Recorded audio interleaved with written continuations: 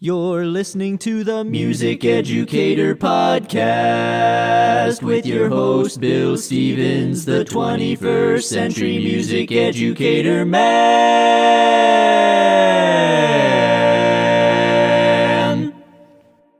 Podcasting from beautiful Leesburg, Virginia.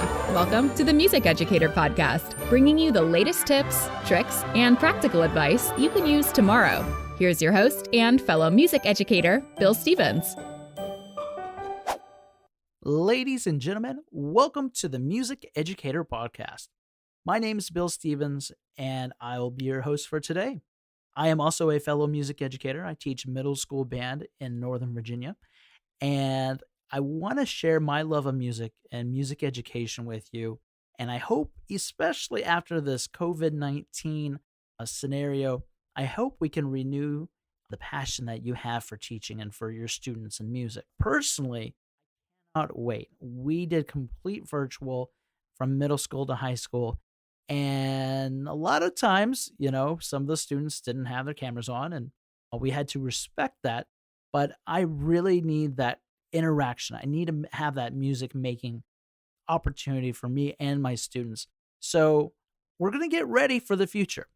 Today, we're going to learn how to create a music substitute binder so that we are organized right from the get-go. So let's go. So as we get started here, we have to recognize that we're going to be around students. Some of them are going to be completely healthy, and some may actually not be healthy. So we got to be prepared that there's a chance that we may get sick. That's just life. We may get sick. We may have to take off some days. We may have doctor's appointments. This is just normal. So having a sub binder prepared gives us the opportunity to provide students an opportunity to continue to learn even when we're not in the classroom. Full disclaimer, I went ahead and made a blog post on bandbuzz.org that has visuals of what we're going to talk about today. So feel free, just go to bandbuzz.org, and those visuals should help you with what we're about to do. I would assume that most of our listeners are either music students or music educators. It kind of comes with the territory of being called the Music Educator podcast. So with this in mind, this substitute binder kind of discussion is going to be more music oriented. However, a lot of what can be done, it's transferable to other kinds of educators. So first, let's just talk about the importance of a binder. What does a binder do? Why is it important? Is it something that should have everything, or should it have very little? Well, these are all important questions for you to ask yourself as you're putting together your own binder. Or, in many cases, people sell binders that are editable. What do? Think about this for a second. Reflect on this. Because the better you prepare for your sub, the better your kids are probably going to do. Basically, this is a plan that will convey all of your policies, your procedures, your lesson, and any kind of logistical information that you want to pass along. So a lot of times when we think binder, we think of something physical. And a lot of times it is. With this day and age with technology and everybody having a computer, you can certainly do a digital binder. However, my recommendation is that not everybody's on the same page. You can almost guarantee that if your students are always using computers, they're going to be used to using computers. But that doesn't mean your sub is. You could literally have a sub as a high school graduate or someone with a GED, which is awesome. But that doesn't mean they have the training to use certain programs or certain things like that. So my recommendation is, let's start off with just creating a binder, like a 1 inch to a half an inch to 1.5 inch. Personally, I like black, but you can choose your color. That is completely your choice. Then, what I would recommend is that you're going to have to create this binder, right? What goes in it? The most important stuff. I would recommend either using one of two things, PowerPoint or Google Slides. A lot of teachers use Google Slides constantly because they're Google schools. Google Slides is great. It's free. However, I feel that PowerPoint has more options, and they also have more guidelines, meaning when you're trying to put visual stuff on a sheet for a substitute, it's easier to line up. They have these little guidelines that just appear and help you out. So that's my recommendation, but either one works perfectly fine. First, let's start with the binder cover. So you're in Google Slides or you're in PowerPoint, and on the left-hand side, you have what's called the slide pane, and you're going to create multiple slides. Now, your binder cover be simple enough where it's easy to see and it's not cluttered with all kinds of pictures, but it should make you feel good and it should be recognizable. It should say who you are and what class that is. Or, for instance, for me, I would say Mr. Stevens, band substitute binder, and then the school. Okay. It shouldn't be super elaborate, but if you were going to use color ink, I would say the one slide that could actually really use color ink would be the front page. That you can get away with. A lot of teachers have limited copies, and so I would say because of that, try to stay with black ink for most of the binder. But, if you really like color, add a splash of color. And I would keep this lettering on your cover nice and large. You want the teacher to say, or the substitute to say, hey, there it is. It's very clear. It may be on your desk or it may be on your podium, but it is very clearly labeled, easy to find, and it's in a binder. The key points to this is that you want to consider what goes in the binder by the binder color, the printer ink availability, the subject being covered, and the white space actually on the cover. And one final important thing that I should have mentioned earlier was that you want to format the size. So you want to customize it. Now, typically, binders are the size of typical letter sheets. So if you go into the customized size of the slide, you can go ahead and put in 8.5 11. That's going to fit into a binder nicely. Now, you can choose to do it differently. However, that is my recommendation because it is the standard size. And when you start creating your other slides or your duplicates, which will eventually turn into PDFs for your binder, it will make life just a bit easier. Secondly, I would recommend inserting a teacher contact info form. Now, this form would be very simple. It'd be friendly and warm, just stating a few simple things. First, include your name, your phone number, and your email address. Now, you may think, well, I'm out. Well, a lot of times people are out and they can still provide a substitute information if maybe there's an emergency or some kind of circumstance that wasn't thought about. And especially if you are in the perspective of a young substitute, this would give you the confidence that there's a little more backing and support for you. So next, we're going to go to a welcome page. And this is more like a general introduction. And this is where you can let your personality shine a little bit. What I would recommend is just introduce yourself, thank the substitute for covering your classes, talk about how you love your students, mention anything that's going on that's special, and keep things simple and to the point. Okay, for me, the substitute report is the next and most important form that the sub actually fills out. And you should probably place this form in the front half of your binder because what you want to do is you want to have that sub thinking about how they're going to fill out and how they're going to report how the class went throughout the period. Now, it's my belief that the substitute report is not only feedback about how your students do, but also it's about you. This report includes how well you prepared your plans, how well you prepared students for a substitute, and provides an honest reflection on the general culture of your program. Okay, and some of the most important things you need to have in the substitute report would include the substitute contact info, so their phone number or their email, the classes they covered, class's general overall behavior, reports on the extremely good students and the ones that cause the most issues, just a general comments and notes area. This form that you should include is the general contact information. So this is the form that basically provides the substitute many different resources and contact phone numbers. So, in this particular form, you should include the contact information for the front office, fellow department members, so the band, choir, orchestra, general music, department head, the nurse, the dean, principals, security, counselors. You could even include your own phone number, the types of contacts that the sub could potentially come into contact with. Next, we have the schedule form. Now, think as if you were a substitute. Okay, you're going from class to class on some days. You're going from school to school, school division to school division. Some days are field trip days, some days there's assemblies, some days are full days, some days are short days. So you want to be very clear, and in fact, some days even change depending on if something happens at the school. So you want to make sure you have the regular class schedule. Then you also want to say how these classes change. So if it's a half day, a 1 hour delay, something of that nature. But you also want to identify the type of day they're subbing for you. And let's hope there's no changes to the schedule, but at least if there was a change, they would still have that. Next, we have the class roster.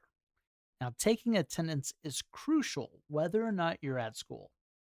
Students need to be held accountable. And in some cases, your attendance will also be used in legal documentation.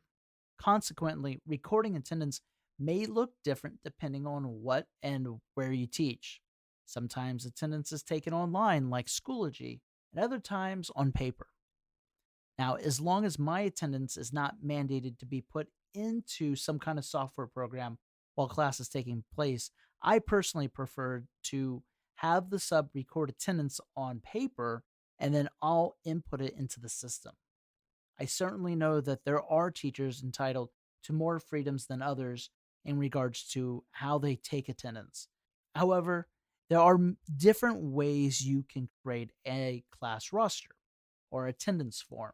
And for me, what I like to do is if I know there's an actual person that can rehearse my students, I try to do this where there is a roster of the kids' names and there's a seating chart, and that actually goes into our next form. I would like to have a seating chart, uh, but I also want them to check off students with the right materials. And what I do is I go ahead and create a little checklist. In other cases where I don't know if I'm actually going to have a music sub, I try to keep things simple so that any type of substitute could take attendance. In addition to a class roster, you can also choose to do something a little more visually appealing, and this would be to take attendance through a seating chart. And if I've seen seating charts, typically a lot of people do rows and columns, and that's for your typical general education type classes. Music teachers are a little different. We like variety, and we do things for various reasons, but in particular for performance reasons. Depending if you're an elementary music teacher, you may have a circle setup. If you're a jazz band, you may have a variety of setups. Concert arcs are very common. And so, my recommendation is to create a seating chart. It makes it really easy for the sub to quickly identify who is there and who is not there. There's a particular website that a lot of secondary music educators use, and I want to share that with you. It is great because it's a seating chart creator that works incredibly fast. It looks professional. You can print it off. And I actually use it whenever I have a concert and I put multiple groups that haven't rehearsed together a lot. And the website is https colon forward slash www.bgreco.net /band /. And it is a seating chart that could work for any teacher. You can go straight lines, you can do curves, you can add podiums, you can add stands, chairs, all sorts of things that you can add names. And it's a great website. It's free. A lot of people know about it. And if you don't know about it, it's a great website to check out. And it's, like I said, great. Kudos to the person who made the website. So, that is another really important thing that you should include inside your teacher binder. Now, this may change. This may change over time, and you want to keep this current. but it will save you a lot of headache. And plus, you can use this during your regular class period, have bigger rehearsal scenarios. We have the student info section. And this section is really going to help your sub out when they deal with the nuances of students that excel and those students that don't. You can also add in information like cubbies, but I think this would be more of the area where you want to communicate with your substitute if there are helpful and reliable students, students that have allergies, students that have special needs, and students with specific behavioral, physical, or learning oriented challenges. And I know you have to be careful with what information is out there, but I believe that you can keep things general enough so that it doesn't break any privacy protocols. This next section is about procedures and how well this is outlined for your sub and how well your students have rehearsed the procedures that you expect them to follow will really influence the type of day they have when you're not there. I think you have to let the substitute know that kids are expected to follow procedures, but you also need to keep it simple enough so that everybody truly understands it and the information is not going above their head. So, the concepts that you need to make sure are covered, even if it's simple, include classroom rules, classroom management, classroom rewards and consequences, before and after school time, arriving to class, dismissing from class, lunch, inside recess, outside recess, during school snack, after school snack, assemblies, field trips, equipment, which we deal with a lot in music, and more. I mean, it's really specific to the type of teacher. And obviously, the substitute's not going to go over all these procedures. I would say that in the situation, say you're going to lunch, you're the class before lunch. Yes, the substitute should go over these procedures, or making sure just following that students arrive to class the proper way. If there's a procedure, and how do they put their instruments away, or how do they take out their music binders, that sort of thing. Sometimes less is more. However, that simple but less aspect to it needs to be followed as the teacher has outlined, and as a good teacher, you will have already prepared your students to do this successfully. There are a variety of other forms you could include, and I'm not saying every single one of these forms is absolutely required for a substitute binder. I'm not saying that. I'm saying that if you are well organized, a lot of these things will flow together quite well. Other forms that you could include the class behavior form, the class management form, a dismissal form, emergency information form, referral form, needed materials form, technology information form, and really anything that's specific to your type of class that you feel the substitute would need. And again, it's very customizable, especially for music teachers, since we do all sorts of things. And a lot of what we do, some of it's similar and some of it isn't. And it depends on your substitute, if you know you have a music sub or if you don't have a music sub, and how comfortable are you using technology, or your students using technology if you don't have a music sub. Things to think about when you're putting this all together. Now, we talked a lot about the concepts of bringing this together. We didn't talk a lot about the technology side. So we talked about using Google Slides and using PowerPoint. It's really pretty straightforward. Once you put a few forms together, it will all kind of mesh together. And then what you want to do is save it, and you want to export it, but you want to save as a .pdf, and you can print this on your school printers, copiers. You could actually keep it as a digital file and perhaps put it in your Google Drive, save the link, give it to your substitute. So there's a lot of things that you can experiment with But you're going to find that this is going to help make you more organized. And plus, having a binder like this just for regular class for your use, this will come in very, very handy in the moments that you don't expect to have to use it. A lot of times, the emergency forms or the special phone numbers, it takes time out of your class period. If you have it all right there, it goes very quickly. You minimize the waste of time. This helps, and I encourage you to let me know if this works out really well for you. Go to bandbuzz.org. You can find my substitute binder creation blog post that will give you a few more visuals that you can work from. That is all the time we have for today. I personally want to thank you again for joining me for another episode of the Music Educator podcast. It is a true pleasure to collaborate with lovers of music and education just like you.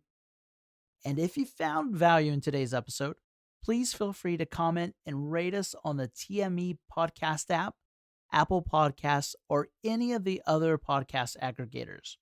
Also, check us out at our blog at bandbuzz.org. And remember, music is not just in the notes, but in the silence in between.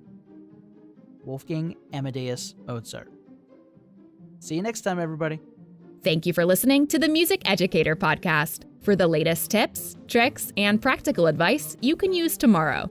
You can subscribe to our podcast on every podcast aggregator or download the Music Educator app for free in the Apple or Google Play app stores. Furthermore, visit our blog at www.bandbuzz.org for additional music education resources. We will see you on the next episode of the Music Educator podcast. And remember, music can change the world.